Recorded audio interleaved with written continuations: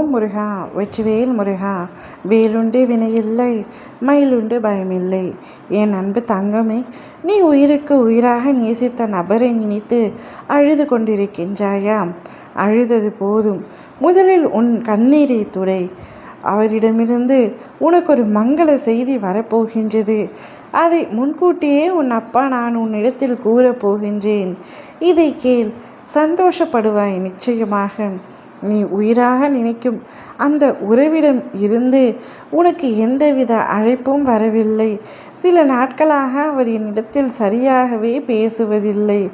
என்னை அவர் புறக்கணிக்கின்றார், என்னை அவர் நிராகரிக்கின்றார் என்பது எனக்கு புரிந்தும் அவரை என்னால் விலகிவிட முடியவில்லை, விலக்கவும் முடியவில்லை. அவரை சில சமயங்களில் நான் மறந்துவிட வேண்டும் என்று முயற்சி செய்தால் கூட தோற்றுதான் போகின்றேன். அவர் எப்பொழுதும் என் நினைவிலேயே இருக்கின்றார் என்று அழுது புலம்புகின்றாய். நீ உன்னவர் மீது எவ்வளவு அன்பு வைத்திருக்கின்றார் என்பது எனக்கு நன்றாக தெரியும் தங்கமே. சிறிய வேலைப்பளு காரணமாக உன்னவர் உன்னிடம் சரியாக பேசவில்லை என்றால் அதற்கு நீ பலவிதமாக கற்பனை கோட்டைகளை கட்டி உன் மனதிற்குள் வைத்து அதையே உண்மை என்று நம்பி நீ அழுது கொண்டிருக்கின்றாய். எதற்காக இத்தனை வருத்தம் உனக்கு? எதற்காக இத்தனை குழப்பம்? உனக்காக படைக்கப்பட்டவர் நிச்சயம் உன்னுடன் தான் இருப்பார் என்று பல முறை நான் உன்னிடத்தில் கூறியும் உனக்கு அது புரியவில்லை.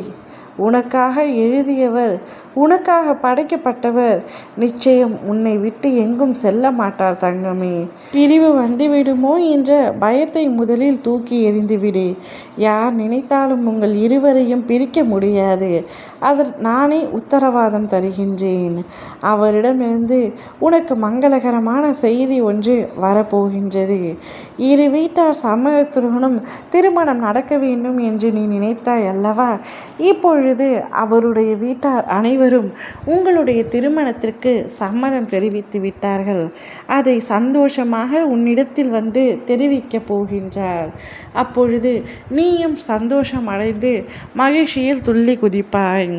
என்னவரை இத்தனை நாட்களாக என்னை நிராகரித்தார் என்பதை நினைத்து நான் வருத்தத்தில் இருந்தேன்.